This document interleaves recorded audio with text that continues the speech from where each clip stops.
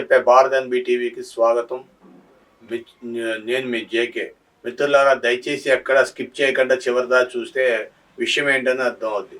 ఈ రోజున విషయం ఏంటంటే, విజయవాడ వరదలు తగ్గుముఖం పట్టాయి అంటున్నారు. అదేగాక సుమారుగా 3 లక్షలు క్యూసెక్కుల వాటర్లో నడుస్తుంది. 11 లక్షలు ఎక్కడ, 3 లక్షలు ఎక్కడ, భారీగా తగ్గింది అని చెప్తున్నారు. మరి అటు గోదావరి వర్షాలు, గోదావరి 42 అడుగులు ఎత్తున ప్రవహిస్తుంది. మరి గోదావరి ప్రభావం మనకి విజయవాడకి పడుతుంది. కాబట్టి ఎంతో కొంత అప్రమత్తంగానే ఉండాలి.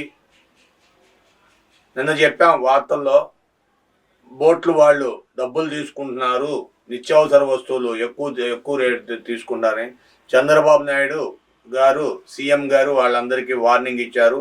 ఎట్టి పరిస్థితుల్లో ప్రైవేటు బోట్లు డబ్బులు తీసుకుంటే, లేదా నిత్యావసర వస్తువులు ధరలు పెంచి అమ్మితే వెంటనే తక్షణమే మా సిబ్బందికి తెలియజేయండి, వాళ్ళని జైలుకు పంపిస్తాం, వాళ్ళపైన చర్యలు తీసుకుంటాం. పంచదార, నూనె, బియ్యం, కూరగాయలు, పాలు వంటి పదార్థాలు, నిత్యావసర వస్తువులు అధిక ధరలకు అమ్మితే వెంటనే తగు చర్యలు తీసుకోబడతాయి, వాళ్ళను తక్షణమే శిక్షింపబడతారు అని చెప్తున్నారు.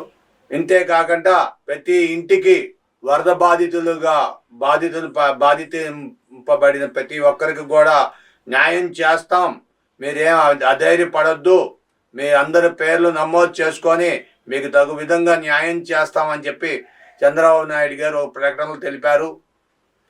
ఇప్పుడు వరకు దరిదాపుగా 50,000 కోళ్ళు చనిపోయినాయి, 149 పశువులు చనిపోయినాయి. కొన్ని పశువులకి ఇంజక్షన్లు ఇచ్చారు, వ్యాక్సిన్లు.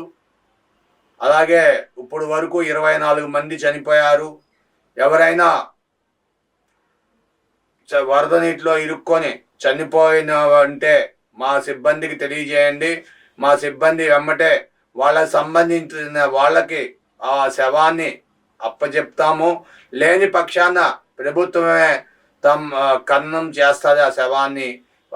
వాళ్ళ తాలూకా ఎవరు లేకపోతే వృద్ధులు కానీ, ముసలోళ్ళు ఎవరైనా మత్తు పదార్థాలు తీసుకొని అనాలోచితంగా నీళ్ళల్లో పడిపోయి ఉంటే, వర్షంలో వరదలో ఇరుక్కుపోయిన వాళ్ళని తక్షణమే చర్యలు తీసుకుంటాం అంటున్నారు. కాబట్టి ఎటువంటి పరిస్థితుల్లో భయపడొద్దు. వరద ముంపులో ఉన్నవారు ఇప్పటికే చాలా వరకు తగ్గుముఖం పట్టింది, ఇంకా తగ్గుముఖం పడుతుంది. మీరందరూ కూడా దయచేసి అప్రమత్తంగా ఉండాలి. వాతావరణ సంఘం వారు మరలా వర్షం ప్రారంభం అవుతుంది, ఇంకా 2 రోజులు వర్షం పడే అవకాశం ఉంది. బంగాళాఖాతంలో అల్పపీడనం పడింది, అది ఇటు ఒరిస్సా మీదుగా, ఛత్తీస్గఢ్ ఒరిస్సా మీదుగా బయటికి వెళ్తుంది.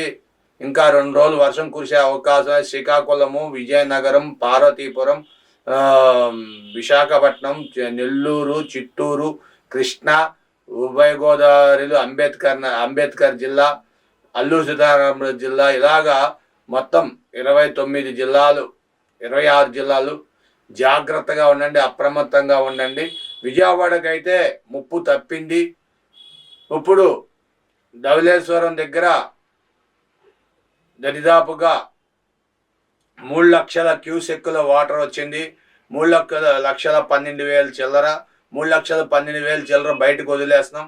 నాగార్జున సాగరు హెచ్చరికలో ఉంది, ప్రమాద హెచ్చరికలో, అది కూడా బయటకు వచ్చేసింది.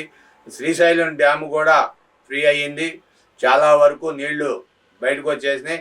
కాబట్టి ప్రజలు భయపడక్కర్లేదు. మీకు ఎటువంటి అసౌకర్యాలు కలిగినా వెంటనే సంబంధిత అధికారులకు తెలియజేయండి.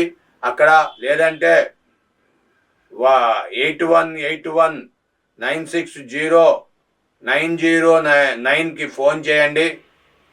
8181 900 969కి ఫోన్ చేస్తే తక్షణమే సహాయం కలుగుతుంది.